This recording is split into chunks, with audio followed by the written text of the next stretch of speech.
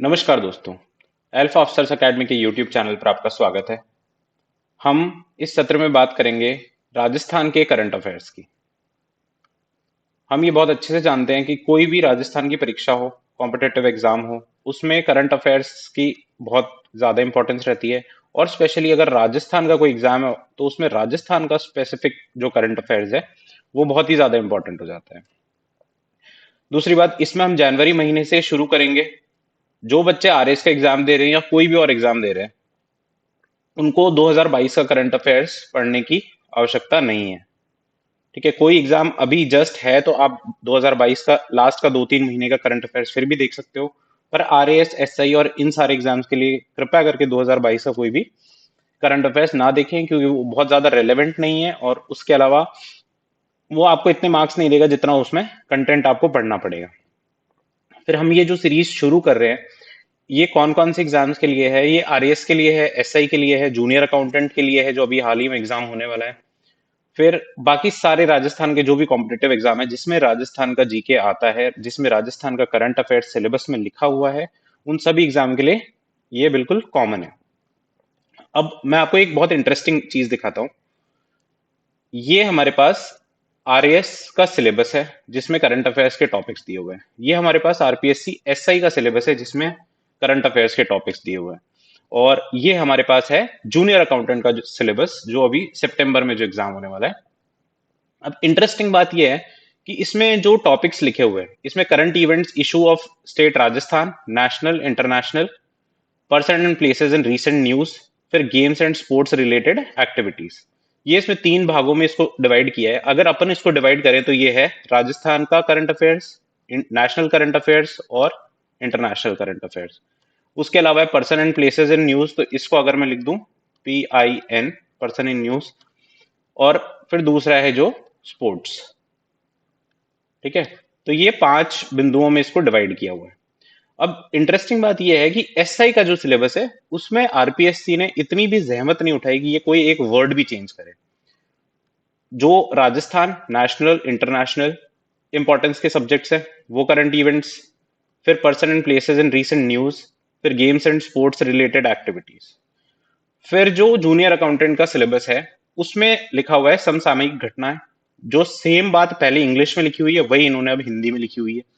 राजस्थान राज्य स्तरीय, राष्ट्रीय, अंतर्राष्ट्रीय महत्व की प्रमुख समसामयिक घटनाएं, वर्तमान में चर्चित व्यक्ति, स्थान, खेल एवं खेलकूद संबंधी गतिविधि। अब मैं आपको ये चीज बता क्यों रहा हूं? क्योंकि जब आरपीएससी ने इतनी जहमत नहीं उठाई है कि हम अलग अलग सिलेबस दें अलग अलग एग्जाम के लिए, तो आप अलग अलग एग्जाम के लिए अलग अलग करंट अफेयर्स प्रिपेयर करना वो कोई इंपॉर्टेंट नहीं है, ना उसका कोई औचित्य है। ठीक है, तो ये हो गई बात सिलेबस की। तो सिलेबस में जब अपन अपने वीडियो लेक्चर्स में जब कवर करेंगे तो हम इसको सीधे सीधे 2 भागों में डिवाइड कर देंगे। एक तो है राजस्थान का और दूसरा होगा जिसमें नेशनल, इंटरनेशनल और इसके अलावा जो PIN है, पर्सन इन न्यूज है, और एक जो स्पोर्ट्स है। ठीक है, तो एक वीडियो हम राजस्थान का करंट अफेयर्स का बनाएंगे और एक वीडियो इनका बनाएंगे। तो एक महीने के करंट अफेयर्स सिर्फ 2 वीडियो में हम लोग कवर करने की कोशिश करेंगे। इसके अलावा और क्या क्या बातें हैं? एक इसमें इंपॉर्टेंस क्या है करंट अफेयर्स की, खास करके राजस्थान के कोई एग्जाम में और आरपीएससी की कोई परीक्षा में। तो हम देखिए आरएएस 2021 जो है उसमें 21 क्वेश्चन इन्होंने पूछे हुए हैं। आरएएस 2018 में इन्होंने 20 क्वेश्चन पूछे हुए हैं।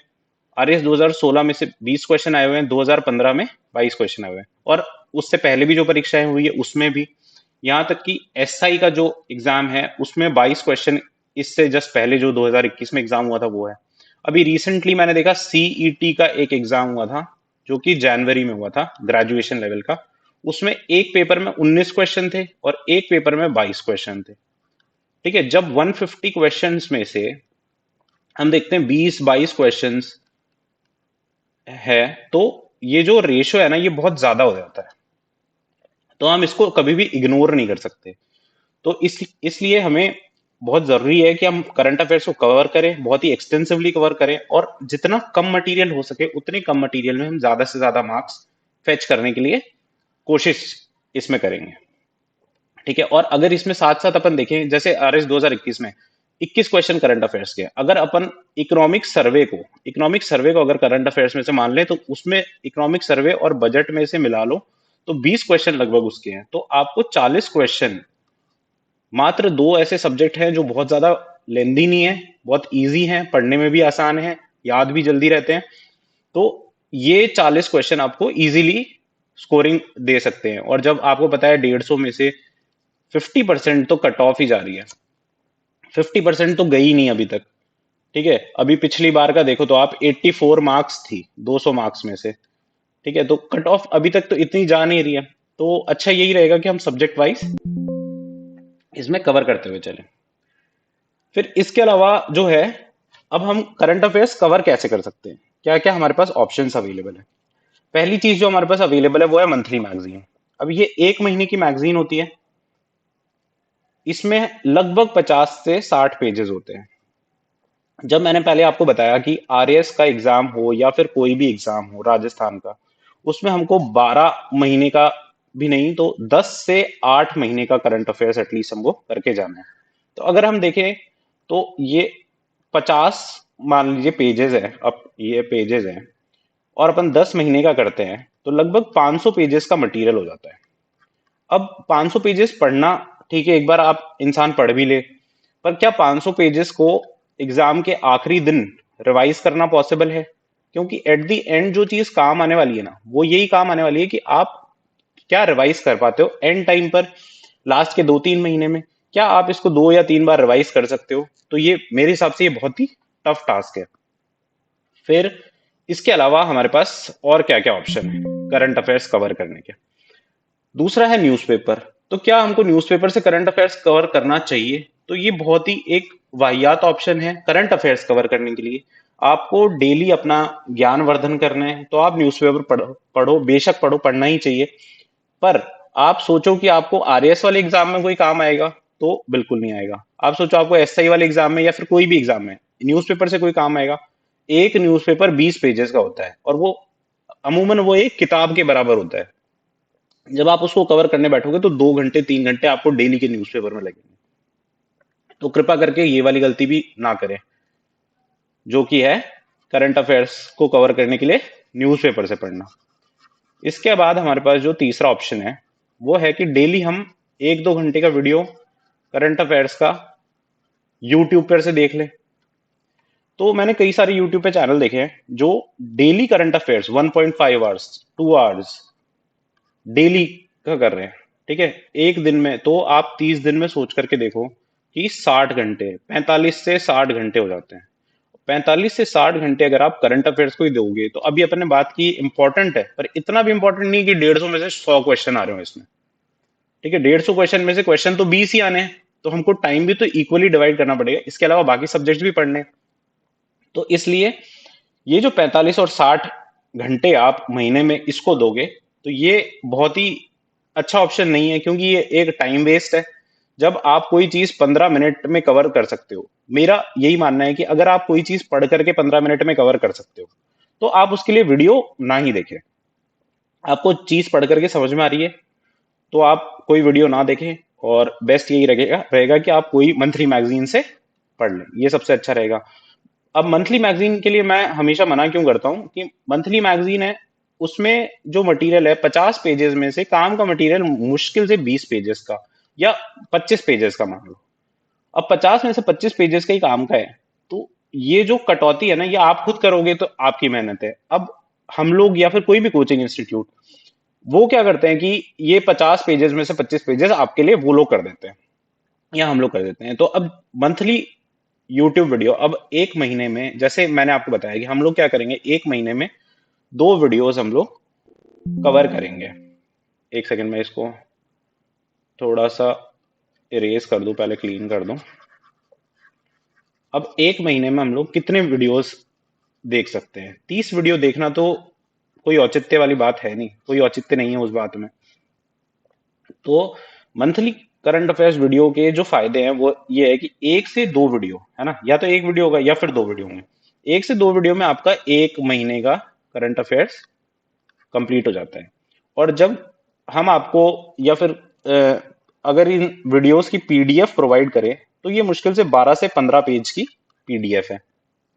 आप इससे भी ज्यादा मान लो तो सारा कंपाइल कंपाइल कर करके मैं आपको दूंगा तो 20 पेजेस की ये पीडीएफ है। अब 20 पेजेस के हिसाब से जब आप 10 महीने का करोगे तो आप मुश्किल से आपके पास 200 पन्ने होंगे, 150 से 200 पन्ने होंगे। 200 पन्ने आप इजीली रिवाइज भी कर सकते हो। एक दो बार, आप 2 बार 3 बार जब आप वीडियो देख चुके होगे तब आप आपके लिए रिवीजन थोड़ा सा आसान हो जाएगा। और जब हम बात कर रहे हैं मंथली यूट्यूब वीडियोस की, तो हमने अलग अलग मंथली मैगजीन्स, राजस्थान की सूजस और इकोनॉमिक सर्वे और बजट में से भी अगर कुछ इंपॉर्टेंट आता है तो हम मंथली इसमें भी डाल देते हैं, और इकोनॉमिक सर्वे और बजट के अलग से वीडियोस तो बनाते ही हैं। तो इसके बाद में अब करंट अफेयर्स में से, अब पढ़ना इतना सारा करंट अफेयर्स है, उसमें से क्या क्या पढ़ना है। अब देखिए, मैं जो यहाँ पर कवर करा रहा हूँ, मैंने अलग अलग मैगजीन से, राजस्थान की सूजस से वो पढ़ा है, जो जो इंपॉर्टेंट है वो इसमें अपन ने इंक्लूड किया है। परंतु कुछ ऐसे टॉपिक्स हैं जो एग्जाम में बहुत ही रिपीटेडली पूछे जा रहे हैं, रिपीट होते हैं, ठीक है। तो क्या वो रिपीट होने वाले टॉपिक बस वही पढ़ने हैं क्या अपन को? नहीं, तो अपन को पढ़ना तो जो जो मटेरियल है अपने पास में वो अपन को पढ़ना ही है, पर जो रिपीट होने वाले टॉपिक्स हैं उनको अपन को थोड़ा सा एक्स्ट्रा इंपॉर्टेंस देना है। जैसे कि मैं आपको बताता हूँ, राजस्थान एसआई में पिछले 5 बार जो भी पेपर हुए मैंने देखे सारे, हर एग्जाम में लगभग टेनिस टूर्नामेंट का है ना, टेनिस टूर्नामेंट का जो भी होता है, Australian open, French open, Australian open हो गया, फ्रेंच ओपन हो गया, यूएस ओपन हो गया, या विंबलडन, चारों में से एक क्वेश्चन पक्का है। तो जब अपन इतना सारा मटेरियल पढ़ेंगे, तो जब अपन को पता है कि एक क्वेश्चन इनमें से आना ही है, हर साल आ रहा है, तो हम उसको थोड़ा सा विशेष ध्यान देके, टेनिस टूर्नामेंट, तो मैंने कुछ 10 एक साल के पुराने पेपर देखे, आरपीएससी के फर्स्ट ग्रेड के पेपर देखे, और जो आरएसएमएसएस भी जो पेपर कराती है उसके पेपर्स देखे, तो हमने ये देखा है कि कुछ ऐसे टॉपिक्स हैं जो रिपीट हो रहे हैं। और वो रिपीट होने वाले टॉपिक्स कौन कौन से? एक तो गवर्नमेंट स्कीम्स हैं, जो योजनाएं हैं, खास तौर पर जो योजनाएं राजस्थान सरकार द्वारा चलाई जा रही है, राजस्थान गवर्नमेंट की योजनाएं, और जो योजनाएं करंट में है या फिर जो कहीं ना कहीं रेलेवेंट है अभी तक, वो योजनाएं। फिर कोई इंडेक्स या रिपोर्ट, ठीक है, कोई भी इंडेक्स या रिपोर्ट से क्वेश्चन हमेशा बनता है। जैसे एचडीआई है, ह्यूमन डेवलपमेंट इंडेक्स है, ठीक है। कोई पॉवर्टी को लेकर के कोई इंडेक्स आता है, कोई इकोनॉमी को लेकर के कोई इंडेक्स आता है, कोई, इनफैक्ट राजस्थान में तो ये ट्रेंड है कि कोई एयरपोर्ट से रिलेटेड कोई इंडेक्स आ गया, कोई अभी हाल ही में जैसे इन्होंने सर्वे किया यूनिवर्सिटीज का, तो कल ही वो उस यूनिवर्सिटीज के सर्वे की रिपोर्ट आई है, जिसको नाम दिया हुआ है national national institute ranking framework, है ना, एनआईआरएफ उसको नाम दिया हुआ है। तो ऐसे कोई भी इंडेक्स और कोई रिपोर्ट आती है जो भारत के लिए महत्वपूर्ण है या राजस्थान के लिए उसमें कोई रैंक वगैरह है, तो हम वो चीज देखेंगे। फिर ओलंपिक्स, पैरालंपिक्स, ये अब ये थोड़ा सा पुराना इशू हो गया है, पर फिर भी अगर ये करंट में रहते हैं तो इनसे हर बार 2-3 क्वेश्चन हर एग्जाम में पूछे जाते हैं। नेशनल गेम्स हैं, थॉमस कप, और ये ऐसे जो अलग अलग टूर्नामेंट्स होते हैं, ये किस स्पोर्ट से होते हैं। पहले तो ये क्वेश्चंस बहुत ही पूछे जाते थे, अभी थोड़े कम हो गए हैं, पर हम फिर भी एक बार ये तो कवर करेंगे। अगर कोई इंडियन प्लेयर है जो इसका विजेता रहा है, तो हमको वो चीज याद होनी चाहिए, ठीक है। उसके अलावा अगर कोई अमेरिकन है या फिर कोई यूरोपियन है जिसने ये जीता है, तो उससे बहुत ज्यादा हमको मतलब नहीं है। या तो ये इंडियन प्लेयर ने जीता है, या उसमें मतलब गोल्ड, सिल्वर, ब्रॉन्ज जो भी मेडल जीता है, या फिर ये इसका जो आयोजन है वो भारत में हुआ है या राजस्थान में कहीं पर हुआ है, तो ये हमारे लिए इंपॉर्टेंट है। फिर कोई बुक्स और राइटर्स हैं वो। फिर रीसेंट अपॉइंटमेंट, जो हमने देखा पीआईएन है, पर्सन इन न्यूज है, कोई भी रीसेंट अपॉइंटमेंट है, जैसे जैसे राजस्थान हाईकोर्ट में कोई जजेस की नियुक्ति हुई है, जैसे स्टेट इंफॉर्मेशन कमीशन, ठीक है ना, सूचना आयोग में कोई मेंबर की नियुक्ति हुई है, ये सब ये पर्सन इन न्यूज में आ जाता है। फिर कोई मिलिट्री एक्सरसाइज है, तो मिलिट्री एक्सरसाइज से भी अमूमन हर साल हर पेपर में 1-2 क्वेश्चंस पूछे गए हैं, 1 से 2 क्वेश्चन, ये बहुत इजी लो हैंगिंग फ्रूट्स इनको बोलते हैं, कि अपन आप आसानी से इनको कैच कर सकते हो, तो फिर आप इनको क्यों छोड़ो। फिर कोई एमओयूज हुए हैं, एमओयू जो समझौते होते हैं, जो करार होते हैं, एमओयू होते हैं मेमोरेंडम ऑफ अंडरस्टैंडिंग, ठीक है। या फिर कोई समिति बनी है, और कोई अभियान। अभी हाल में तो राजस्थान में सबसे ज्यादा ट्रेंड में ये है कि कोई भी अभियान है तो ये ज्यादा पूछ रहे हैं, ठीक है। तो ये हमारी बात हो गई करंट अफेयर्स के लिए क्या क्या जरूरी है, हमने जिन जिन चीजों के इंपॉर्टेंस क्या है करंट अफेयर्स की, आरपीएससी, आरएएस और जूनियर अकाउंटेंट वगैरह बाकी परीक्षाओं का भी मैं सिलेबस अगर आपको दिखाऊं तो ये सेम ही सिलेबस है। चाहे फर्स्ट ग्रेड का सिलेबस ले लीजिए, चाहे सेकंड ग्रेड का सिलेबस ले लो, चाहे रीट का सिलेबस ले लो। Excuse me. फिर उसके अलावा इसमें हमने देखा कि कवर कैसे करना है। अब इसमें आपको दो ऑप्शन मैंने बताए, या तो आप मंथली मैगजीन से कवर करें या फिर आप मंथली यूट्यूब वीडियो से कवर करें। मैं आपसे रिक्वेस्ट करूंगा कि आप न्यूज़पेपर से और ये डेली के 1-2 घंटे वाले यूट्यूब वीडियो हैं, इनसे तो कृपया करके दूर रहें। ये बहुत ही हार्मफुल है। ये बहुत such a wastage of time this is. फिर हम बात करते हैं important topics of current affairs की हमने बात कर ली। तो अब हम इसके बाद में शुरू करते हैं राजस्थान का करंट अफेयर जो जनवरी महीने का है।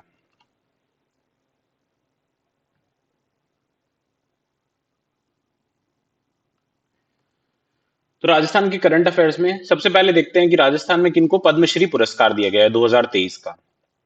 ये जो पद्म पुरस्कार है ये 26 जनवरी और 15 अगस्त के टाइम पर इनका नामांकन घोषित होता है कि किस किस को ये नामांकन पहले घोषित हो जाता है, उसके बाद में ये बताया जाता है। तो राजस्थान में कुल 4 हस्तियों को ये पुरस्कार दिए गए हैं। एक तो कौन है, अहमद हुसैन और मोहम्मद हुसैन। ये जयपुर के निवासी हैं और ये संगीत संगीत में है इनका संगीत। ये अगर आप गजल अगर आप सुनते हैं तो इनको कभी आप यूट्यूब पे देख सकते हो। अहमद हुसैन और मोहम्मद हुसैन ये जयपुर के हैं। इनको सन 2000 में संगीत नाटक अकादमी अवार्ड भी इनको मिला हुआ है। फिर मूलचंद लोढ़ा जी हैं, ये डूंगरपुर के निवासी हैं। ये सामाजिक कार्यकर्ता हैं। इन्होंने वहां पर नेत्र अस्पताल खोले, फ्री में इलाज करते हैं, इसलिए इनको दिया गया पद्मश्री।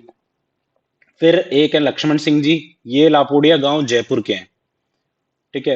ये इन्होंने 40 से 50 स्कूल खोल करके इन्होंने शिक्षा में इनका योगदान रहा है।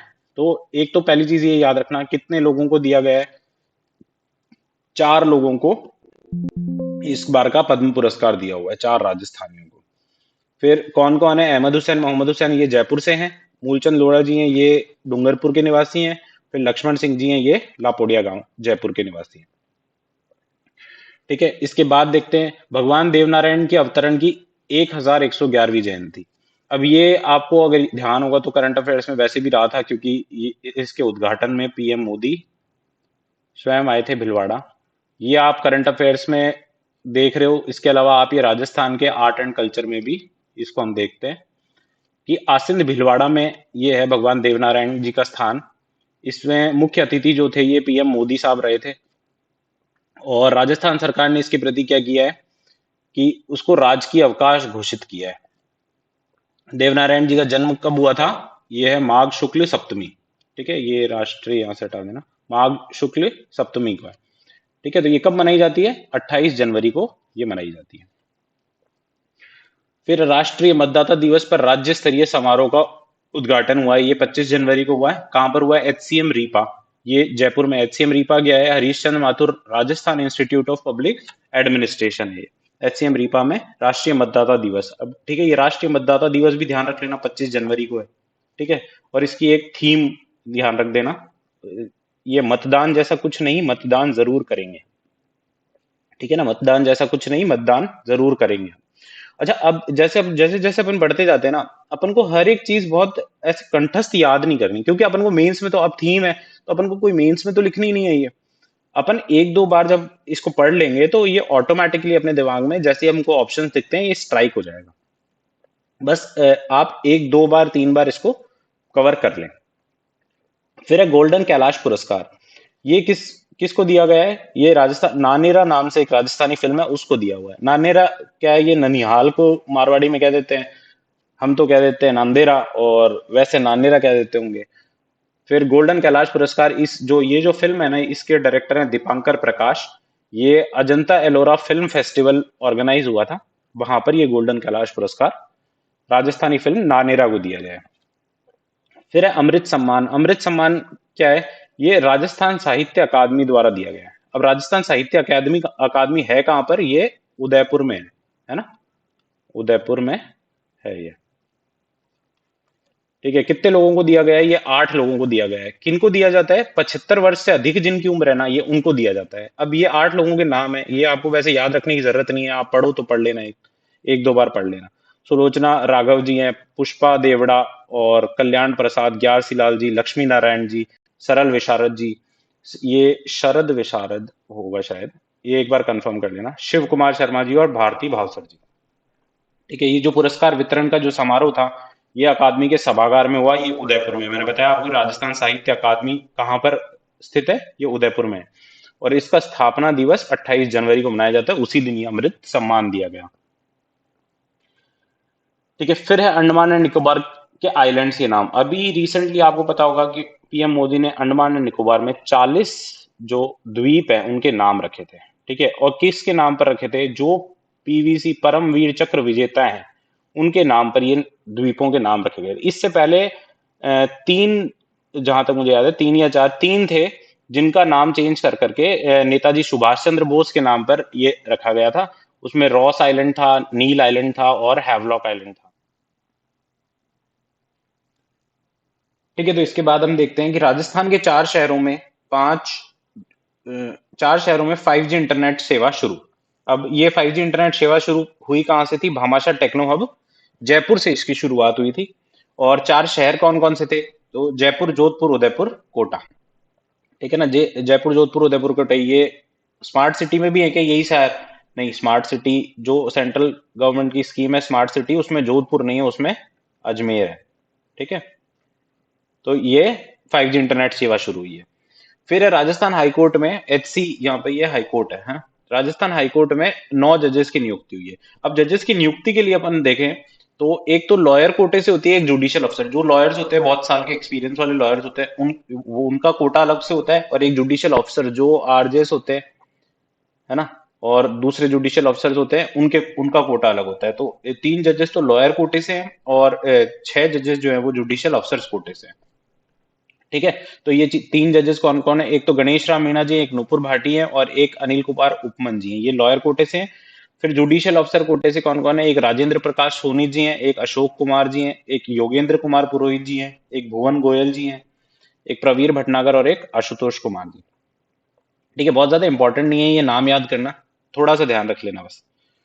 फिर राजस्थान, अब इसमें अपन देखें तो देखो, करंट अफेयर्स के दो पोर्शन होते हैं। एक वो करंट अफेयर्स होता है जो डायनामिक होता है, ठीक है, और एक होता है जो स्टैटिक पोर्शन है। ठीक है, स्टैटिक पोर्शन क्या होता है? जो अपन जीके में हमेशा इसको जीके या जीएस में जो पढ़ते हैं कि polity, geography, history, art and culture, इसमें जो पोर्शन आ जाता है, और करंट अफेयर्स में उसमें कोई चेंजेस होता है, वो स्टैटिक पोर्शन में आ जाता है। डायनामिक है जो कोई नई नियुक्ति हो गई, कोई नई योजना हो गई, ये जो चेंजेस होते रहते हैं वो डायनामिक है ना, जो बदलता रहता है वो डायनामिक है, और जो ये सेम रहता है वो। तो जब अपन ने राजस्थान हाईकोर्ट में कुछ बदलाव, ये राजस्थान हाईकोर्ट का डायनामिक पार्ट है कि इसमें कुछ बदलाव हुआ है। फिर इसके साथ साथ अपन स्टैटिक पार्ट, जो कि राजस्थान हाईकोर्ट अपने जो टॉपिक है राजस्थान पॉलिटी में, तो वो अपन साथ के साथ देख लेंगे। पूरा चैप्टर तो नहीं देखेंगे क्योंकि फिर वीडियो बहुत लंबा हो जाएगा, बहुत लेंदी हो जाएगा। इसलिए अपन थोड़ा कुछ इसमें जो मुझे लगता है जो इंपॉर्टेंट टॉपिक्स हैं, जो इंपॉर्टेंट पॉइंट्स हैं, वो अपन देख लेंगे। तो राजस्थान हाईकोर्ट की बात करें तो इसकी स्थापना कब हुई थी? इसकी स्थापना हुई थी 29 अगस्त 1949 को। फिर इसमें जो प्रथम मुख्य न्यायाधीश थे, है ना, जो प्रथम चीफ जस्टिस थे इसके, वो कमलकांत वर्मा जी थे। फिर इसकी जो टोटल सीट्स हैं, इसमें 50 सीटें हैं, उसमें से अभी 35 जजेस अपॉइंट हो चुके हैं। ठीक है, 50 है, उसमें से 15 तो खाली हैं अभी। ठीक है, और 35 अपॉइंट हो चुके हैं। फिर ये जो 50 सीट है, तो ये सीटों की संख्या कब से 50 है? ये 2015 से है। तो अगर ये 2015 से, तो पहले कितनी थी? तो स्थापना के समय से जो जजों की संख्या थी ना, वो 11 थी। ये ध्यान रखना, थोड़ा सा ये अलग सा पॉइंट है। और आपको पता ही है कि आरपीएससी, अगर आप पुराने पेपर देखोगे तो आरपीएससी ने जो पॉलिटी में क्वेश्चन पूछे हैं, राजस्थान की हो चाहे वो इंडिया की पॉलिटी हो, बहुत ही घातक प्रश्न है। तो ऐसे प्रश्न की अपन उम्मीद कर सकते हैं। फिर इसके आगे जो इम्पोर्टेंट बात है वो ये है कि महिला जजेस कितनी है अपनी हाईकोर्ट में? तो 3 महिला जजेस हैं अभी। एक तो नुपुर भाटी जी हैं, एक रेखा बुराना जी हैं, एक शुभा मेहता जी। तो अब ये महिला जजेस वाला जो है, ये थोड़ा सा इंपॉर्टेंट इसलिए भी है क्योंकि ये पुराने पेपर में इन्होंने पहले पूछा हुआ है। ठीक है, इस प्रकार के क्वेश्चन पूछे हुए हैं। अच्छा, मैं जो भी इस सेशन में जो भी चीजें कवर करा रहा हूँ, या आगे जो भी हम लोग कवर करेंगे, या हम आज कवर कर रहे हैं, तो वो सारा जो पोर्शन है ना वो वही है, या तो वो एग्जाम में पूछा हुआ है ऑलरेडी या फिर वो पूछा जाएगा। दो ही टॉपिक है। तीसरा, देखो बहुत मटेरियल इतना है आज के समय में, सबसे बड़ी परेशानी ये है कि एक्सेस ऑफ रिसोर्सेज है, रिसोर्सेज की कमी नहीं है, बहुत अधिकता है। तो ये अधिकता में अपन को जितना कम हो सके अपने रिसोर्सेज डिफाइन कर करके अपन पढ़ेंगे। ठीक है, आगे देखते हैं। तो ये है एक एक और चीज इंटरेस्टिंग इसमें याद रखना है कि ये कपल जजेस हैं जो राजस्थान हाईकोर्ट में ही है, महेंद्र गोयल जी और शुभा मेहता जी, ये कपल है एक तो, और एक नुपुर भाटी जी और एक पुष्पेंद्र भाटी, ये कपल है। ठीक है, ये दो कपल जजेस हैं। फिर है गौशाला, गौशाला और पशु आश्रय स्थल जन सहभागिता योजना। अब ये गौशाला और पशु आश्रय स्थल, ये योजना से क्या है कि इसमें जन सहभागिता होगी। ठीक है, और किसके लिए होगी ये, या तो गौशालाओं के लिए होगी या कोई पशु आश्रय स्थल बनाया जाता है उसके लिए होगी। ये है कब की, ये जनवरी 2023 की योजना है। अब किसके लिए, ये ग्राम पंचायत में गौशाला, अब ग्राम पंचायत में या तो गौशाला होगी या पशु आश्रय स्थल होगा, उसके लिए उसको बनाने के लिए है। इसमें जो प्रथम चरण है, ये चीज ध्यान रखना, इसमें प्रथम चरण में कितनी, 1500 ग्राम पंचायत है ना, कितनी ग्राम पंचायत है, 1500 ग्राम पंचायत में ये शुरू की जाएगी। फिर इसका जो राशि वहन है उसका रेशियो 90-10 है। इसमें सेंट्रल गवर्नमेंट हिस्सेदार है क्या, नहीं, ये राजस्थान सरकार की योजना है, इसमें राजस्थान सरकार पैसा देगी और कार्यकारी जो एजेंसी है वो पैसा देगी, 90-10 के रेशियो में। ठीक है, इसके बाद हम देखते हैं राष्ट्रीय भारत स्काउट गाइड जम्बूरी। अब ये 2022 का जो करंट अफेयर्स था उसमें आप हर महीने इसके बारे में चर्चा हुई है ना। ये जो जम्बूरी हुई है ये बहुत बड़ा इवेंट वैसे होता है, चर्चा होनी भी चाहिए, राजस्थान में इतना बड़ा इवेंट हो रहा है तो अब ये हुआ कब था, 4 से 10 जनवरी को, अभी हो गया, फाइनल इवेंट खत्म हो गया। तो अब इसको देख लेते हैं। इसमें सबसे जो जो इम्पोर्टेंट बात है वो ये है, सबसे पहली बात तो ये कि ये इसका कौन सा संस्करण था, ये इसका 18वां एडिशन था। ठीक है ना, ये याद रखना, पूछे हुए हैं, बार बार बता रहा हूँ आपको, जो चीजें पूछी हुई हैं उसमें मैं स्टार मार्क लगा दूंगा, आपको बोल के भी बता दूंगा कि ये चीज पूछी हुई है, ये चीज याद रखना। तो 18th एडिशन था, कब हुआ है, 4 से 10 जनवरी को इसका आयोजन हुआ था 2023 को। कहाँ पर हुआ है, ये पहले पिछली बार ये पूछा था कहाँ पर है, तो उसमें रोहट पाली ऑप्शन था, है ना। अब गांव का नाम भी ध्यान रखो, नीमली ब्राह्मणन गांव है रोहट पाली में, यहाँ पर इसका उद्घाटन हुआ था, यहाँ पर इसका आयोजन हुआ था, है ना। अब इसका उद्घाटन किसने किया था, अपने जो राष्ट्रपति हैं द्रौपदी मुर्मू जी, इनके द्वारा इसका उद्घाटन किया गया था। फिर अब इसमें राजस्थान में हुआ है तो राजस्थान राज्य को क्या है, सर्वश्रेष्ठ राज्य का पुरस्कार दिया गया है। ठीक है, और फिर थीम, इसकी थीम क्या है, शांति के साथ प्रगति, शांति के साथ प्रगति। फिर इसका प्रोमो गीत है, पाली धरा पर लाग्यो मेड़ो। अब ये मेलो तो हिंदी में हो जाता है, वैसे तो मेड़ो होता है सर, तो मेड़ो मैंने कोशिश भी की, इसमें वो लिखा नहीं गया, तो ये आप ऐसे ही याद कर लेना, पाली धरा पर लाग्यो मेड़ो। फिर है इसमें राजस्थान को national commissioner shield for scouting guide और shield for guide, for scouting and for guide, ये कोई शील्ड होती है जी, वो इनको दी है ना राजस्थान को। फिर इसके अलावा इसमें ये थीम वाला चीज इंपॉर्टेंट है, प्रोमो गीत वाली चीज इंपॉर्टेंट है। इसके अलावा इससे पहले राजस्थान में जम्बूरी का आयोजन हुआ है क्या, तो ये दूसरी जो राष्ट्रीय जम्बूरी थी 1956 में, इसका आयोजन हुआ था जयपुर में। ठीक है, फिर दूसरी का जयपुर में हुआ था, तो पहली का कहाँ हुआ था, पहली का हुआ था किंग्सवे कैंप न्यू दिल्ली में, 1953 में पहली जम्बूरी हुई थी। और इससे पहले ये 18वां अगर संस्करण, ये 18वां संस्करण है, तो ये जो 17वां संस्करण है ना, ये कहाँ पर हुआ था, ये कर्नाटक में हुआ था 2017 में। ठीक है ना, KN कर्नाटक है भाई, याद रख लेना।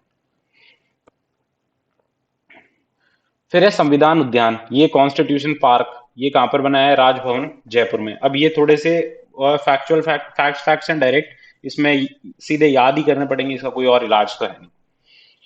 फिर एक ये राइज सम्मेलन देख लो, ये राइज सम्मेलन क्या है कि rising India through spiritual empowerment. ठीक है, ये आध्यात्मिक एम्पावरमेंट है, स्पिरिचुअल एम्पावरमेंट, राइज का सम्मेलन, ये कहाँ हुआ है, ब्रह्म कुमारी के शांतिवन में। अब ब्रह्म कुमारी कहाँ है, ये माउंट आबू में है ना, या तो आप माउंट आबू कह लो या इसको सिरोही कह लो। ठीक है, तो दोनों में से ये याद रखना, ब्रह्म कुमारी का शांतिवन है, ये माउंट आबू में है, और यहाँ पर ये राइज का सम्मेलन हुआ है। फिर एक है जयपुर इंटरनेशनल फिल्म फेस्टिवल, है ना। इसका 15वां संस्करण है, ये 6 जनवरी को हुआ था। इसमें याद रखने वाली बात ये है कि इसका जो जो अलग सी बात है वो ये है कि इसका आयोजन है ना पंजाब सरकार के टूरिज्म डिपार्टमेंट के सहयोग से कराया गया था। ठीक है, फिर इसकी जो थीम है वो है फिल्मों से मानसिक योग। अब ये योग ही है वैसे, है ना, रोग मत पढ़ लेना इसको।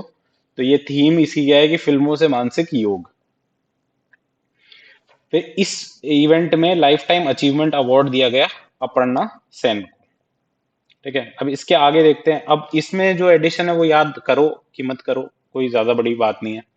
इसका एडिशन याद रखना, इसमें जो भी बताया गया है सारी चीजें याद रखना, क्योंकि हर बार क्वेश्चन पूछा है जयपुर लिटरेचर फेस्टिवल से। इसका 16वां संस्करण था ये। 19 से 23 जनवरी को 5 दिन तक ये चला। कहाँ पर चला? होटल क्लार्क्स आमेर में। ये वहां पर जयपुर में WTP के सामने एक होटल है। ठीक है ना, तो ये होटल क्लार्क्स आमेर में चला। इसकी थीम क्या थी? उत्सव। ठीक है, इसकी हर एक बात इंपॉर्टेंट है, तो ये याद कर लेना। इसमें 21 भारतीय और 14 इंटरनेशनल भाषाओं को शामिल किया था इसमें। इसका की नोट एड्रेस क्या होता है?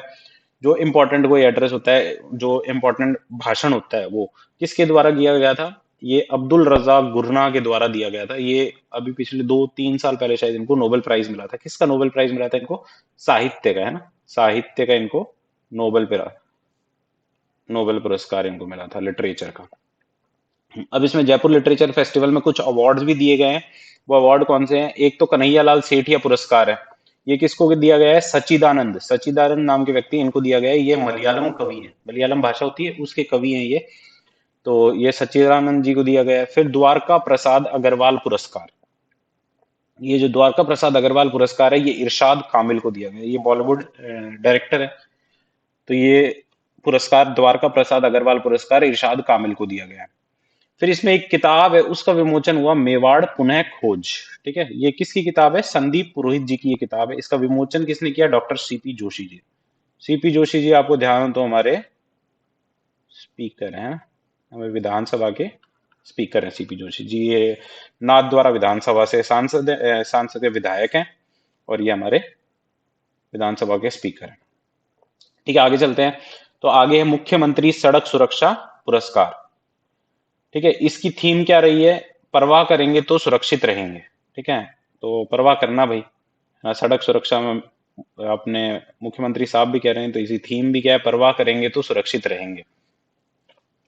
फिर दुर्घटना में कमी लाने वाले 5 जिले कौन कौन से हैं? इसमें 5 जिले बताए हैं, एक बार ऐसे देख लो, पाली, बारां, करौली, झालावाड़ और जालौर।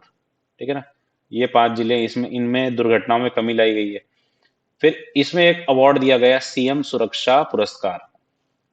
ये इनको प्रकाश सिंह राठौड़ जी को मिला है, पाली के आरटीओ हैं, बहुत ही बेहतरीन व्यक्ति हैं। तो ये प्रकाश सिंह राठौड़ जी हैं, पाली के आरटीओ, इनको ये सीएम सुरक्षा पुरस्कार दिया गया है। फिर है राजस्थान टूरिज्म पोलो कप टूर्नामेंट, है ना।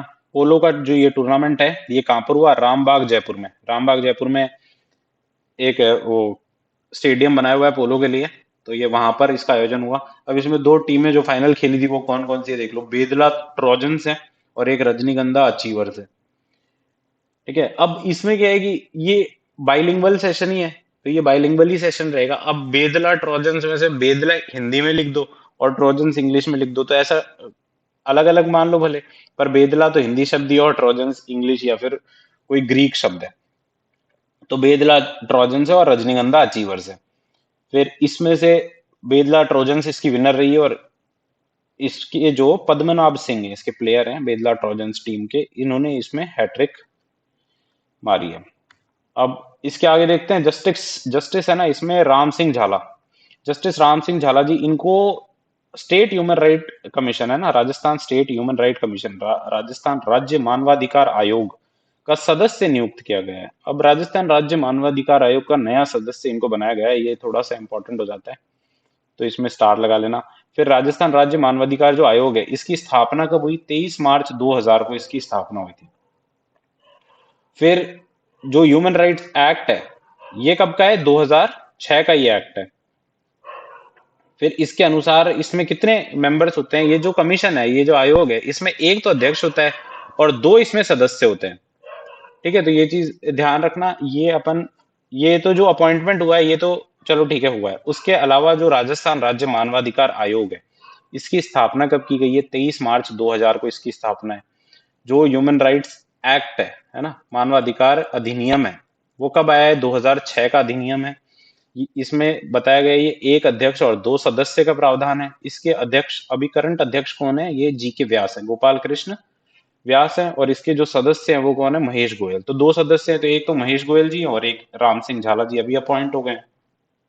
ठीक है, इसके बाद है एमएल लाठर जी। अब एमएल लाठर, मोहनलाल लाठर जी हैं, ये आपको ध्यान होगा अभी पूर्व डीजीपी रहे हैं, अभी हाल ही थोड़े समय पहले इनका रिटायरमेंट हुआ। तो ये राजस्थान पुलिस के पूर्व डीजीपी रहे हैं। तो इनको जो नियुक्ति दी गई है, ये सूचना आयुक्त बनाए गए, इंफॉर्मेशन कमिश्नर बनाए गए राजस्थान राज्य सूचना आयोग में। अब राजस्थान राज्य सूचना आयोग जो है, ये भी थोड़ा इंपॉर्टेंट लगा लेना, नई नियुक्ति है, ऐसे ही क्वेश्चन बनते हैं, और तो क्या अलग से कोई चांद से तो क्वेश्चन लाते नहीं है, यही क्वेश्चन है। फिर राजस्थान राज्य सूचना आयोग, ठीक है, तो स्थापना इसकी कब हुई है? 18 अप्रैल 2006 को इसकी स्थापना हुई है। फिर इसका जो पहला चेयरमैन है वो एमडी कुरानी साहब रहे हैं, इसके पहले चेयरमैन रहे हैं। 18 अप्रैल 2006 को इसकी स्थापना है, एमडी कुरानी साहब इसके पहले चेयरमैन रहे हैं। इसका जो कंपोजिशन होता है, इसमें एक तो चेयरमैन होता है, प्लस इसमें मैक्सिमम है ना 10 इंफॉर्मेशन कमिश्नर हो सकते हैं। तो ठीक है, तो एक तो इसको सीआईसी कह लो, भले चीफ इंफॉर्मेशन कमिश्नर कह लो, या इसको अध्यक्ष कह लो, है ना, अध्यक्ष कह लो भले। ये और इसमें मैक्सिमम 10 हो सकते हैं। ठीक है, जरूरी नहीं है 10 ही हो, है ना, पर 10 से ज्यादा नहीं हो सकते, 10 से कम भी हो सकते हैं, 10 हो सकते हैं मैक्सिमम।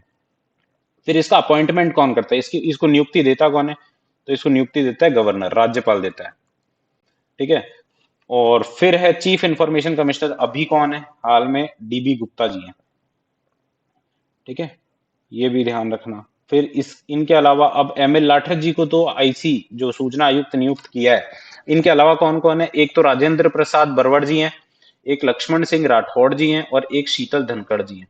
ठीक है ना, इनका ये ध्यान रखना। ये शीतल धनखड़ जी, अगर आपको ध्यान हो तो, जो हमारे वाइस प्रेसिडेंट हैं जगदीप धनखड़ जी, उनके उनकी भतीजी हैं ये, है ना। तो ये वो ये तो चलो कोई काम की बात नहीं है, पर है ना, ये सूचना आयुक्त है, ये याद रखना। ठीक है, तो इसके थ्रू आपको याद रह जाए तो वैसे याद रख लेना। वैसे जगदीप धनखड़ जी भी आपको नाम याद रहेगा, अभी राजस्थान के ही हैं और हमारे वाइस प्रेसिडेंट हैं। तो अभी हमारे, चाहे वाइस प्रेसिडेंट होता कौन है? वाइस प्रेसिडेंट है ना, राज्यसभा का चेयरमैन भी होता है। तो देखा जाए तो अभी राज्यसभा और लोकसभा, लोकसभा में और राज्यसभा में, दोनों में ही हमारे राजस्थान के अध्यक्ष हैं। ओम बिरला जी तो लोकसभा में है, और राज्यसभा में जगदीप धनखड़ जी हैं। ये जगदीप धनखड़ जी जो हैं, ये झुंझुनू जिले के निवासी हैं। और ये पहले तो झुंझुनू से ये मेरे हिसाब से एमपी रहे हैं, और फिर उसके बाद में ये एमएलए रहे हैं झुंझुनू से, और उसके बाद में किशनगढ़ विधानसभा से ये एमपी भी रहे हैं, एमपी एमएलए भी रहे हैं।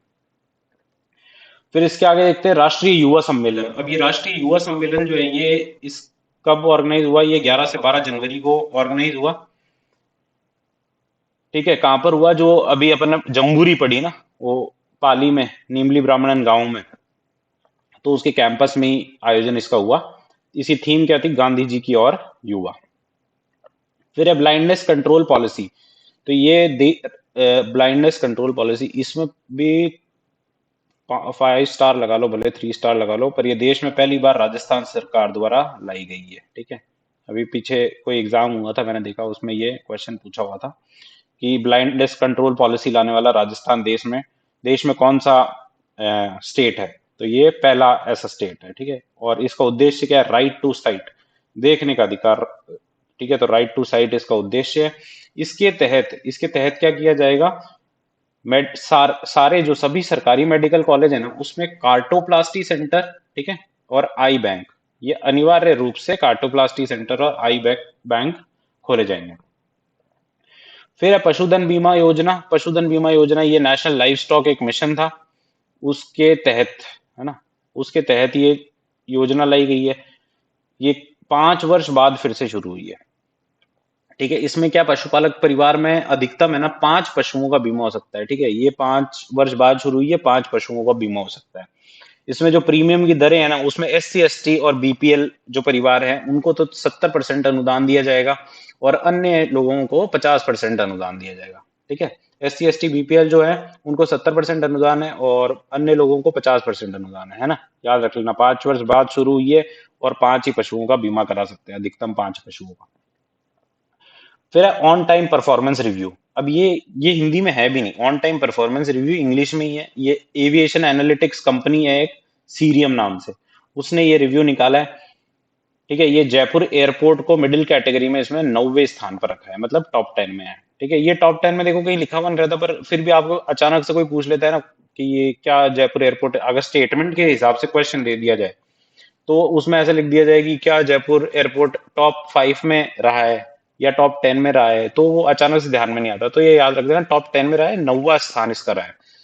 फिर इसमें जो बड़े एयरपोर्ट है ना, उसमें राजीव गांधी इंटरनेशनल एयरपोर्ट हैदराबाद को 11वां स्थान दिया गया है।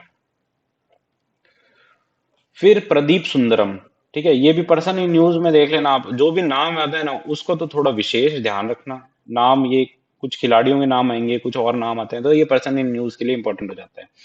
इसमें राजस्थान के ये पूर्व मध्यम तेज गेंदबाज थे।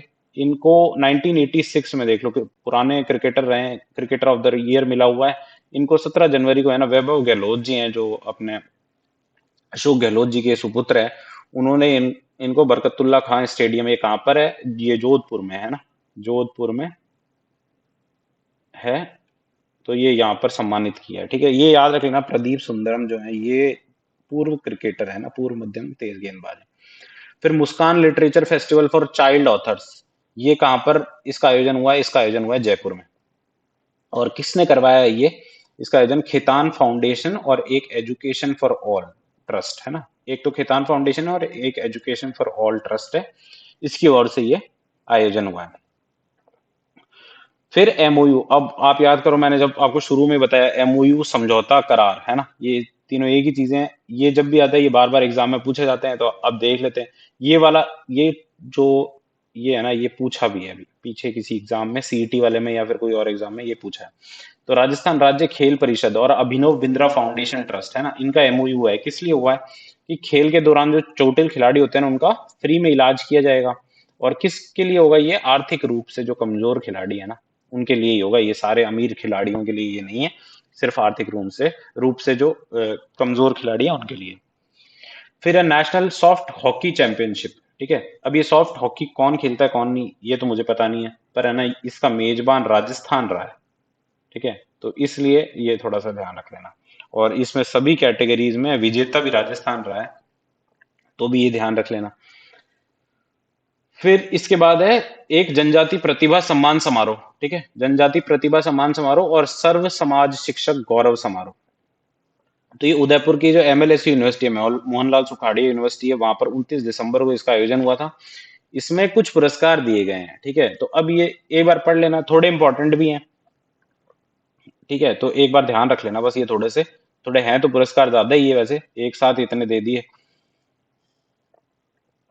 तो इसमें है मानगढ़ धाम गौरव पुरस्कार, ये किसको दिया है, ताराचंद मीणा जी को दिया है, ये अभी हाल में उदयपुर जिला कलेक्टर हैं, इनको दिया गया है। फिर एक है नाना भाई खाट शिक्षक गौरव पुरस्कार, ये दुर्गा राम मुआल और महेंद्र कुमार मीणा। ठीक है, ये भी याद रखना, ये दुर्गा राम मुआल जी को राष्ट्रीय शिक्षक पुरस्कार भी इससे पहले मिला हुआ है, तो ये याद रखना। फिर आदि कवि महर्षि वाल्मीकि गौरव पुरस्कार किरण मीणा जी को मिला है। राणा पुंजा भील प्रतिभा पुरस्कार, ये सीडीपीओ ऑफिसर होता है, वो दीपिका मीणा जी को मिला हुआ है। फिर नानक भाई भील सामाजिक नेतृत्व पुरस्कार, ये रणवीर ठोलिया जी को ये पुरस्कार मिला है।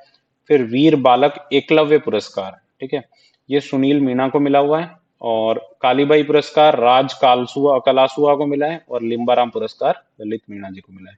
ये ब्लाइंड क्रिकेटर है ना, ये थोड़ा सा स्पेशल है, तो ये याद रख लेना। लिम्बाना पुरस्कार किसको मिला है, ललित मीणा जी को मिला है। एक ये वाला भी थोड़ा याद रख लेना, नाना भाई खाट शिक्षक गौरव, क्योंकि ये दुर्गाराम मुवाल जी इंपॉर्टेंट है। फिर है क्रेडिट आउटरीच प्रोग्राम। अब ये क्रेडिट आउटरीच प्रोग्राम अगर आपको याद हो तो आपने यूट्यूब पे शॉर्ट्स देखे होंगे, निर्मला सीतारमन जी के कोटा में इन्होंने कोचिंग स्टूडेंट्स के साथ में कुछ संवाद किया था, है ना। उस संवाद का नाम था युवा शक्ति संवाद। तो वो आई किस लिए थी कोटा, क्रेडिट आउटरीच प्रोग्राम का उद्घाटन उन्होंने किया था 8 जनवरी को। इसमें कोटा में ऋण है ना वितरण के लिए ये प्रोग्राम किया गया था। इसमें पीएम स्वनिधि और मुद्रा योजना जो है ये सेंट्रल गवर्नमेंट की योजना है ना, सेंट्रल गवर्नमेंट की योजना है। तो इनके लिए जो ऋण दिया जाता है इनमें, उसका वितरण किया गया था। ठीक है, तो इसमें ये ऋण वितरण के लिए क्रेडिट आउटरीच प्रोग्राम, वैसे क्रेडिट आप समझ जाओगे ऋण होता है। फिर कोचिंग स्टूडेंट्स के साथ में ये वाली चीज याद रखना, युवा शक्ति संवाद किसने किया? निर्मला सीतारमन ने। फिर Rajasthan international centre, Rajasthan international centre ये जयपुर में बनाया जा रहा है। बनाया क्या जा रहा है, ये बन चुका है अब तो। इसमें तो मेडिकल ऑफिसर्स की वो एक भाषण ही हो गया।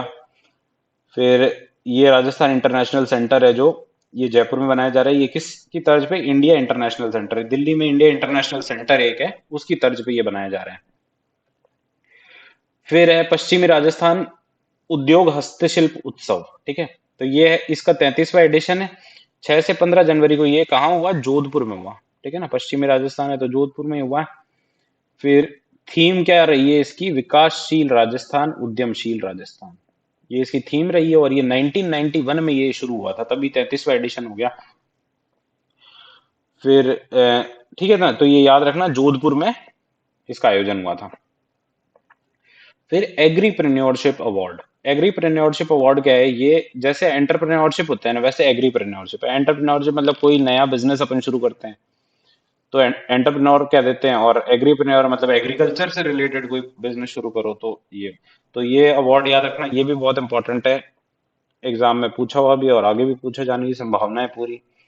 एक तो जितेंद्र गोदारा जी हैं और एक मानवेंद्र सिंह जी हैं, ये हनुमानगढ़ जिले के निवासी हैं। इनको ये अवार्ड दिया गया है। किसके द्वारा दिया जाता है? Union union minister of agriculture द्वारा दिया गया है। ये कब? नेशनल यूथ डे पे, राष्ट्रीय युवा दिवस पे दिया गया है। 12 जनवरी को नेशनल यूथ डे मनाया जाता है। फिर इसके बाद है पंडित झाबरमल शर्मा संस्कृति व्याख्यान स्मृति व्याख्यान माला। ठीक है, ये कहाँ पर हुई है? जयपुर में इसका आयोजन हुआ है। किसके द्वारा आयोजन कराया जाता है? राजस्थान पत्रिका समूह जो है उसके द्वारा इसका आयोजन कराया गया है। इसमें भी कुछ पुरस्कार दिए हैं, एक तो कहानी विधा में और एक कविता विधा में। तो कहानी में तो ये रविदत्त मोहता जी जोधपुर के हैं, उनको दिया गया है। इनकी कहानी क्या है? गुमशुदा के लिए, ये इनकी कहानी का नाम है। फिर एक कविता है 80 पार बुजुर्ग। ठीक है, आप ये ऑनलाइन पढ़ना, अच्छी कविता है। 80 पार बुजुर्ग दिनेश विजयवर्गीय बूंदी के हैं, उनको ये पुरस्कार दिया गया। फिर शुभम जैन, ये इंडियन आर्मी ऑफिसर हैं। इनको, ये उदयपुर के निवासी हैं, इनको चीफ ऑफ आर्मी स्टाफ का कमेंडेशन कार्ड हाल ही में दिया गया, भारतीय सेवा सेना दिवस पर, है ना। आप एक बार ये भी पढ़ना कि भारतीय सेना दिवस कब आता है। जनवरी में आता है, ये बता देता हूँ। अब आप उसके अलावा पढ़ के मेरे को बताना। फिर हजरत ख्वाजा मोइनुद्दीन हसन चिश्ती, ये अजमेर में है। ठीक है ना, मोइनुद्दीन हसन चिश्ती की जो दरगाह है ये अजमेर में है, इतना तो आपको पता है। इसका 811वां उर्स इस साल था। ठीक है ना। अब एक और इम्पोर्टेंट चीज, कि उर्स का जो झंडा होता है ना, ये उर्स में कोई झंडा लगाया जाता होगा वहां पे दरगाह पे, तो ये इतने सालों की परंपरा है कि ये भीलवाड़ा का एक गौरी परिवार है, वो ये झंडा लगाता है। फिर अंतरराष्ट्रीय पर्यटन व्यापार मेला, इसका आयोजन कहाँ हुआ है भाई? मैड्रिड स्पेन में। ठीक है, पर्यटन व्यापार। अब इसका ये आया क्यों है इसमें? क्योंकि इसमें अपना जो टूरिज्म डिपार्टमेंट है राजस्थान का, है ना, टूरिज्म डिपार्टमेंट है, उसके जो अध्यक्ष हैं धर्मेंद्र जी, है ना, लिख लेना। वैसे बहुत ज्यादा इंपॉर्टेंट तो नहीं है, पर धर्मेंद्र जी, है ना, धर्मेंद्र जी हैं उसके अध्यक्ष, वो भी इसमें भाग लेने गए थे, इसलिए ये अंतर्राष्ट्रीय पर्यटन मेला मैड्रिड स्पेन में हुआ था। फिर बात करते हैं Rajasthan export promotion council, REPC की। और ये RO कंसल्टिंग एक फर्म है, और REPC, इनके बीच में MOU, एक समझौता हुआ है। किसके लिए हुआ है? सूक्ष्म और लघु उद्यमों के डिजिटलाइजेशन के लिए, है ना, उनका डिजिटलाइजेशन किया जाएगा, इसके लिए एक समझौता हुआ है। फिर राजस्थान राज्य क्रीड़ा परिषद में स्थायी समिति का गठन किया गया है। स्थायी समिति का गठन किया गया है, तो उसके अध्यक्ष कौन है? कृष्णा पूनिया जी हैं। ये जयपुर ग्रामीण से या फिर जयपुर से विधायक हैं। और इसका जो सदस्य हैं वो मोहम्मद इकबाल जी और अनिल व्यास जी हैं। ठीक है, थोड़ा सा ध्यान रख लेना, राजस्थान राज्य क्रीड़ा परिषद की स्थायी समिति है ये। फिर राजस्थान में ये तो G20, तो अब पूरे साल G20 चल रहा है, तो G20 की मीटिंग राजस्थान में जो जो हुई है वो देख लेते हैं। एक तो रोजगार कार्य समूह की बैठक, है ना, ये जोधपुर में 2 से 4 फरवरी को हुई थी। फिर एक वाणिज्य एवं निवेश मंत्री समूह की बैठक, है ना, ये जयपुर में 21 से 25 अगस्त को होगी। ठीक है, ये याद रख लेना क्योंकि अभी होनी बाकी है ये। तो ये अगस्त में, तब तक क्या पता आरएएस की वैकेंसी भी आ जाए, पेपर भी हो जाए, हो कि नहीं हो, तो याद तो रख लेना भाई। फिर है शेरपा बैठक, ये आपको सबको पता ही होगा, ये उदयपुर में 4 से 7 दिसंबर को शेरपा बैठक हुई थी। अच्छा, G20 का जो मुख्य सम्मेलन है, जो G20 समिट जिसको बोलते हैं अपन, वो कब होगा? वो सितंबर में न्यू दिल्ली में होगा, है ना? न्यू दिल्ली में सितंबर में वो होगा। फिर राजस्थान इंटरनेशनल एक्सपो, ये भी प्रश्न पूछा हुआ है, कहां पर हुआ? बोरानाड़ा जोधपुर में, है ना? बोरनाड़ा जोधपुर में 20 से 23 मार्च को 3 दिवसीय था ये। आरईपीसी जो अपन ने पहले देखा, राजस्थान एक्सपोर्ट प्रमोशन काउंसिल जो है, ये आरईपीसी द्वारा ये आयोजन इसका कराया गया है। और इंटरनेशनल एक्सपो राजस्थान में हो रहा है और बोरनाड़ा जोधपुर में हो रहा है, तो किसको बढ़ावा देंगे भाई? हैंडीक्राफ्ट को बढ़ावा देंगे। ऑपरेशन सर्द हवा, ये भी बार बार पूछा हुआ है, 23 से 28 जनवरी को, ठीक है ना? ये ऑपरेशन सरदवा है किसका? बीएसएफ द्वारा ये कराया जाता है, प्रत्येक विंटर में ये कराया जाता है। समर में भी कोई ऑपरेशन होता है तो गर्म हवा करके नाम है, वो समर में बीएसएफ करवाती है। फिर बर्ड फेस्टिवल, ये 20 से 22 जनवरी को बर्ड फेस्टिवल का आयोजन हुआ। ये कहाँ पर हुआ? गोल्डन पार्क उदयपुर में। गोल्डन पार्क कह लो या ये बर्ड पार्क भी है ना, ये भी अभी न्यूज में बर्ड पार्क रहा। ये बर्ड पार्क जो है ये गुलाब बाग उदयपुर में बनाया हुआ है। गुलाब बाग उदयपुर में एक जगह है, वहां पर ये बनाया गया है। अब मीनार तालाब है उदयपुर में, उदयपुर जिले में ही है ये मीनार तालाब, ये बर्ड्स के लिए बहुत फेमस है। इसको है ना वेटलैंड घोषित किया जाएगा। वेटलैंड क्या होती है? आर्द्र भूमि, है ना? आर्द्र भूमि, तो ये वेटलैंड घोषित किया जाएगा। फिर है पीएस जैतावत जी। अब ये पीएस जैतावत जी पाली के निवासी हैं। इन्होंने अभी 26 जनवरी को जो परेड हुई थी उसमें गरुड़ कमांडोज का नेतृत्व किया था, ठीक है ना? पीएस जेतावती, याद रखना ये। अभी मुझे ध्यान नहीं आ रहा पर ये शायद विंग कमांडर है एयरफोर्स में, ठीक है। फिर है सौरभ सक्सेना, इनको जीबीई अवार्ड एक होते हैं, उसमें एंटरप्रेन्योर ऑफ द ईयर और ग्लोबल बिजनेस एंटरप्रेन्योर अवार्ड इनको दिया गया है, सौरभ सक्सेना। ये जयपुर के निवासी हैं, है ना? जयपुर के, ये याद रख लेना। फिर है रामदेव पशु मेला, ये 22 जनवरी से 5 फरवरी को रामदेव पशु मेला का आयोजन हुआ। 2023 में इसमें ना घोड़ों पर बैन लगा दिया। किस लिए लगा दिया? ग्लैंडर्स नाम से एक डिजीज हुई घोड़ों में फैल रही है, इस वजह से इसमें बैन लगा दिया है। अब इसमें नागौरी बैलों के लिए ये मेला बहुत फेमस है। नागौरी बैल वैसे राजस्थान में वैसे ही फेमस है बहुत, नागौरी बैल और नागौरी मैथी। फिर नवरत्न प्रजापति, इनके बारे में क्या है कि ये जयपुर के एक कलाकार और मूर्तिकार हैं। इन्होंने दुनिया की सबसे छोटी चम्मच बनाई है, 2 मिलीमीटर की चम्मच बनाई है। फिर ऊंट महोत्सव है, बीकानेर में हुआ है। 13 से 15 जनवरी को ऊंट महोत्सव हुआ है। 1994 से ये महोत्सव शुरू हुआ था। इस बार 29वां महोत्सव ये हुआ है। ऊंट से रिलेटेड वैसे भी आपको पता हो तो कि ऊंट से रिलेटेड ज्यादातर कोई फैक्ट है, वो उसका जो आंसर होता है वो बीकानेर ही होता है। और अगर आपको तुक्का मारना है तो आप दिल खोल के बीकानेर मार देना, बाकी आप याद ही कर लो, तुक्का क्यों ही मारो। ऊंट महोत्सव कहाँ पे? बीकानेर में।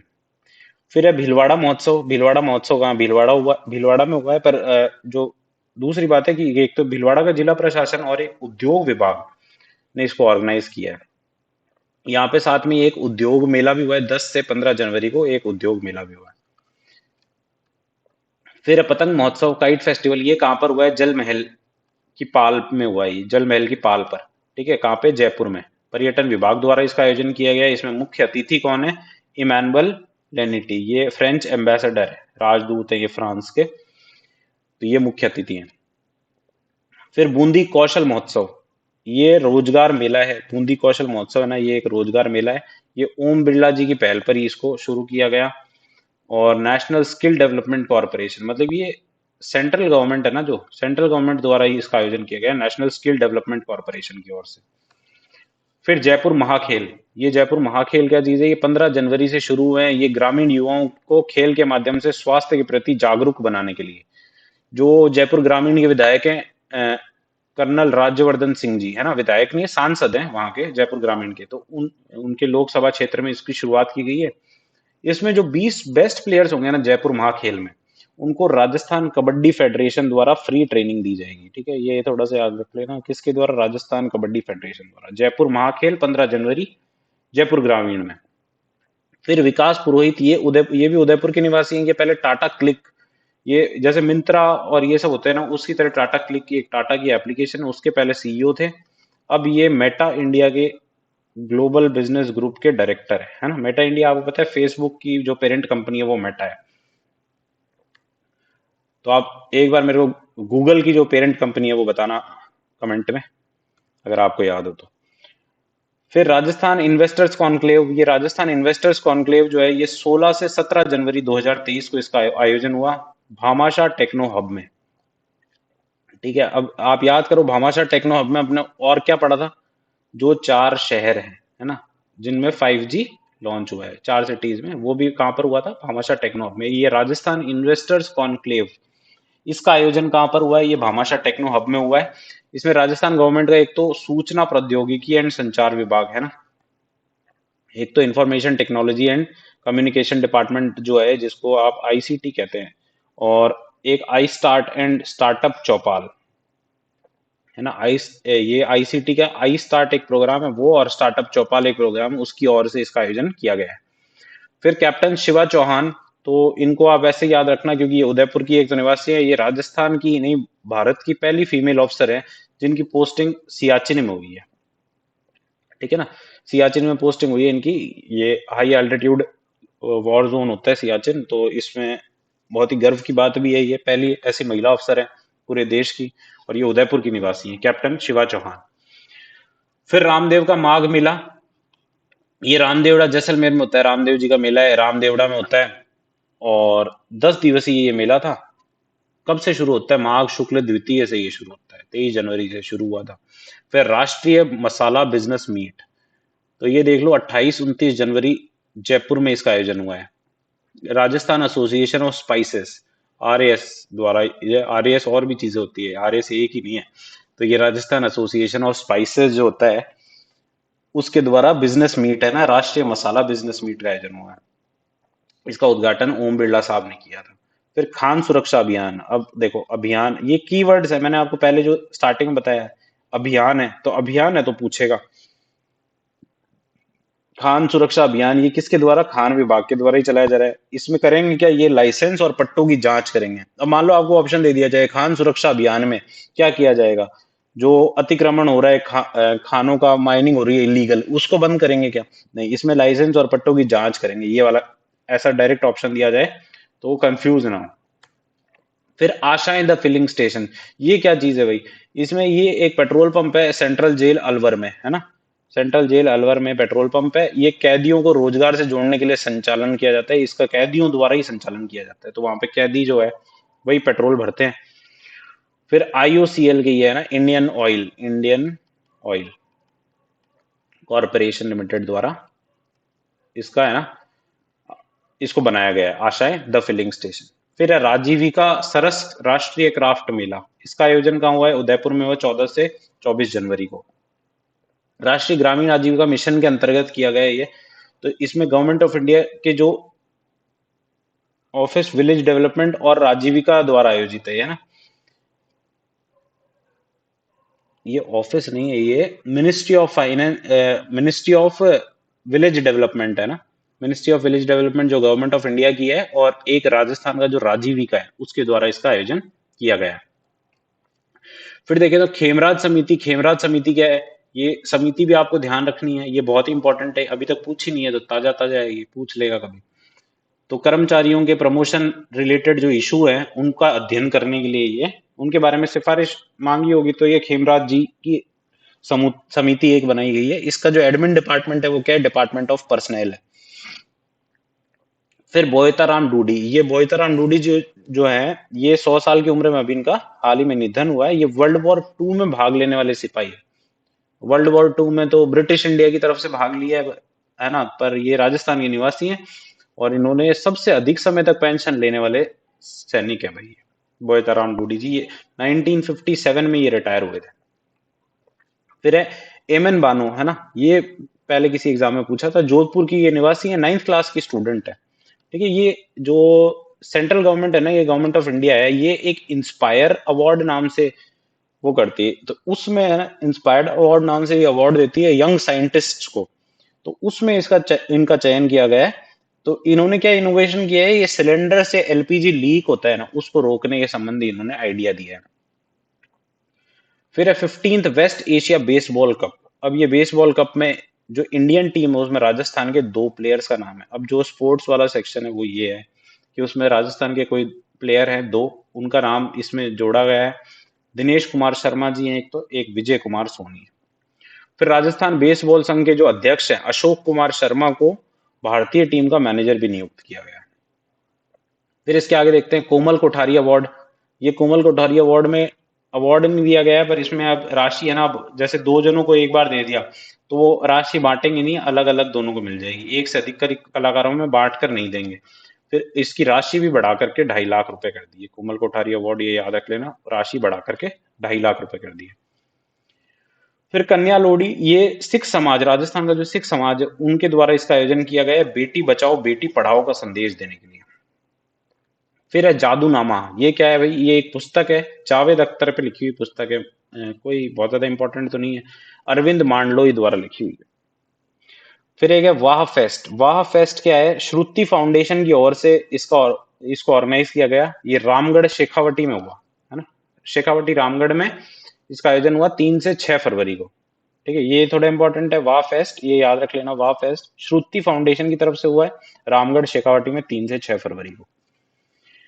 फिर एनएचएफएस। अब ये एनएचएफएस क्या भला है, ये है नेशनल हेल्थ फैमिली सर्वे, है ना, नेशनल हेल्थ फैमिली सर्वे।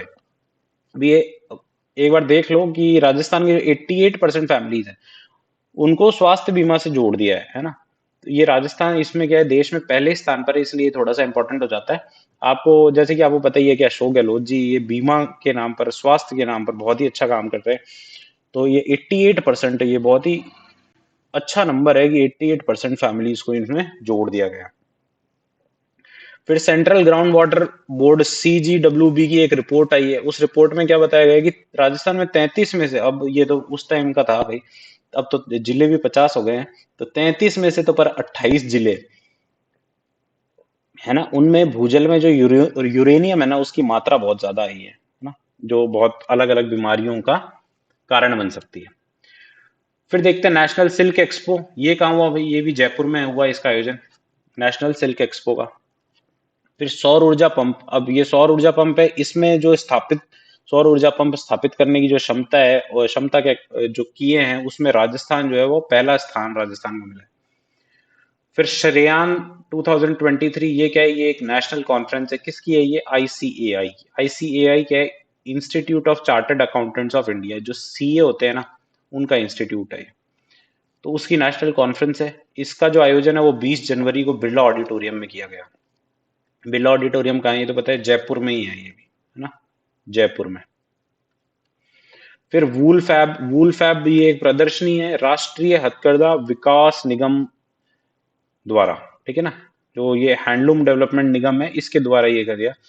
11 से 24 जनवरी को इसका आयोजन भी जयपुर में किया गया है, वूल फैब प्रदर्शनी का। फिर प्रदेश का पहला कंपोजिट रीजनल सेंटर। अब ये कंपोजिट रीजनल सेंटर क्या होता है, इसमें क्या है, दिव्यांगों को विभिन्न प्रकार की सेवाएं और सुविधाएं उपलब्ध कराई जाएगी, है ना, उसके लिए ये कंपोजिट रीजनल सेंटर खोला गया है। ये प्रदेश का जो पहला है तो इसलिए भी इंपॉर्टेंट हो जाता है। और तो ये है कहाँ पे, जामडोली जयपुर में। फिर अनहद, अनहद नाम से ये क्या है, सामूहिक कला प्रदर्शनी, ये जयपुर में इसका भी आयोजन हुआ। फिर है शूटिंग वर्ल्ड कप। अब शूटिंग वर्ल्ड कप जो हुआ उसमें इंडियन टीम में राजस्थान के जो निशानेबाज हैं वो कौन कौन है, ये याद रख लेना, ये बहुत इंपॉर्टेंट है, बार बार पूछ लेते हैं ऐसी चीजें। भावेश शेखावत जी हैं, एक दिव्यांश सिंह पवार है, एक अवनी कौशिक है। फिर हर घर पंचायत अभियान, ये अभियान है, ये भी बहुत इंपॉर्टेंट है, ये पुनखर गांव अलवर से शुरू हुआ। कब शुरू हुआ, 15 जनवरी को, ठीक है ना, ये याद रख लेना, हर घर पंचायत अभियान पुनखर गांव अलवर से शुरू 15 जनवरी को। फिर राज्य स्तरीय जनजाति खेल कूद प्रतियोगिता, ये उदयपुर में शुरू हुई है 5 से 7 जनवरी को, ठीक है, राजस्थान राज्य क्रीड़ा परिषद द्वारा, ठीक है ना, जनजाति खेलकूद प्रतियोगिता याद रखना उदयपुर से।